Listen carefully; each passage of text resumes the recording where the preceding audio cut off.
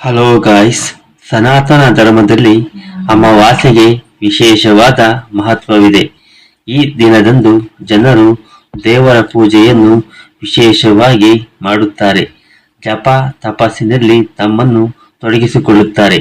ಈ ದಿನ ದಾನ ಮಾಡುವುದಕ್ಕೆ ಪುಣ್ಯ ಕಾರ್ಯವೆಂದು ಹೇಳಲಾಗುತ್ತದೆ.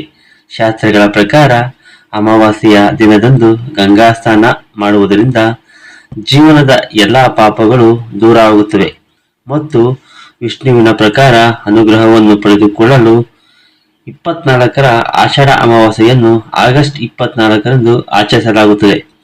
ಆಷಾಢ ಅಮಾವಾಸ್ಯೆಯನ್ನು ಈ ದಿನ ನಾವೆಲ್ಲ ಯಾವೆಲ್ಲ ವಸ್ತುಗಳನ್ನು ದಾನ ಮಾಡಬೇಕು ಎಂಬುದನ್ನು ಇಲ್ಲಿ ತಿಳಿಯೋಣ. ಆಷಾಢ ಅಮಾವಾಸ್ಯೆಯನ್ನು ಆಷಾಢದ ಮಾಸದ ಕೊನೆಯ ದಿನದಂದು ಹಾಗೂ ಶ್ರಾವಣದ ಆರಂಭದಂದು ಆಚರಿಸಲಾಗುತ್ತದೆ. ಆಷಾಢ ಅಮಾವಾಸ್ಯೆಯ ನಂತರ ಶಿವನಿಗೆ ಪ್ರಿಯವಾದ ಶ್ರಾವಣ ಮಾಸ ಆರಂಭವಾಗುವುದು.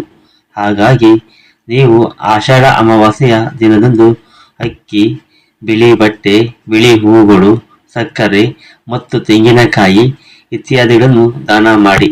ಇದರೊಂದಿಗೆ ವ್ಯಕ್ತಿಯು ಶಿವ ಆಶೀರ್ವಾದವನ್ನು ಪಡೆದುಕೊಳ್ಳುತ್ತಾನೆ. ಹಾಲನ್ನು ದಾನ ಮಾಡಿ.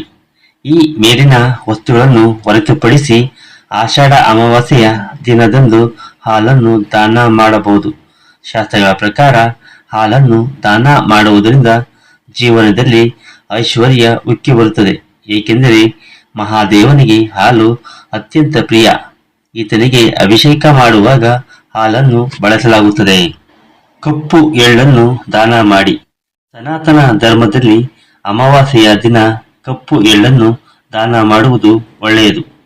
ಕಪ್ಪು ಎಳ್ಳನ್ನು ದಾನ ಮಾಡುವುದರಿಂದ ವ್ಯಕ್ತಿಯು ಅನೇಕ ಪ್ರಯೋಜನಗಳನ್ನು ಪಡೆಯುತ್ತಾನೆ ಮತ್ತು ಜಾತಕದಿಂದ ಕೆಟ್ಟ ಗ್ರಹಗಳ ಪ್ರಭಾವವು ದೂರಾಗುತ್ತದೆ ಎಂದು ನಂಬಲಾಗುತ್ತದೆ. ಇದನ್ನು ಕೂಡ ದಾನ ಮಾಡಿ. ಪಿತೃಗಳ ಆಶೀರ್ವಾದವನ್ನು ಪಡೆದುಕೊಳ್ಳಲು ಅಮಾವಾಸ್ಯೆಗೆ ದಿನವು ಅತ್ಯಂತ ಮಹತ್ತರ ದಿನವಾಗಿದೆ.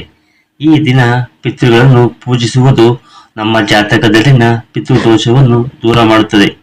ಹಾಗಾಗಿ ಈ ದಿನಗಳಿಗೆ ವಿಶೇಷ ಪೂಜೆಯನ್ನು ಮಾಡುವುದರೊಂದಿಗೆ ಅನ್ನ, ಹಣ ಮತ್ತು ಬಟ್ಟೆಯನ್ನು ದಾನ ಮಾಡಬಹುದು. ಈ ಕಪ್ಪು ವಸ್ತುಗಳನ್ನು ದಾನ ಮಾಡಿ. ಯಾರ ವ್ಯಕ್ತಿಯು ತನ್ನ ಜೀವನದಲ್ಲಿ ಸಾಡೆ ಸಾತಿ ಪ್ರಭಾವವನ್ನು ಎದುರಿಸುತ್ತಾನೆಯೋ ಅಥವಾ ಯಾರ ಜಾತಕದಲ್ಲಿ ಸಾಡೆ ಸಾತಿ ಇರುತ್ತದೆಯೋ ಅಂಥವರು ಆಷಾಢ ಅಮಾವಾಸ್ಯೆಯ ದಿನದಂದು ಛತ್ರಿ, ಪಾದರಕ್ಷೆ ಮತ್ತು ಚಪ್ಪಲಿ, ಕಪ್ಪು ಉರ್ದು ಮತ್ತು ಪಾತ್ರೆಗಳನ್ನು ದಾನ ಮಾಡಬೇಕು. ಇದು ಆ ವ್ಯಕ್ತಿಯ ಮನೆಯಲ್ಲಿ ಸಂತೋಷವನ್ನು ಸೃಷ್ಟಿಸುತ್ತದೆ.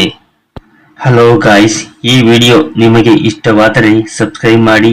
ಪಕ್ಕದಲ್ಲಿ ಇರುವ ಬೆಲ್ ಐಕಾನ್ ಅನ್ನು ಒತ್ತಿ ಆಲ್ ಅಂತ ಸೆಲೆಕ್ಟ್ ಮಾಡಿಕೊಳ್ಳಿ ಮತ್ತು ನಿಮ್ಮ ಗೆಳೆಯರಿಗೆ ಶೇರ್ ಮಾಡಿ. ಹಾಗೂ ಈ ಒಂದು ವಿಡಿಯೋಗೆ ಲೈಕ್ ಮಾಡಿ ಮತ್ತು ನಿಮ್ಮ ಅನಿಸಿಕೆ ಅಭಿಪ್ರಾಯವನ್ನು ಕಮೆಂಟ್ ಮಾಡಿ.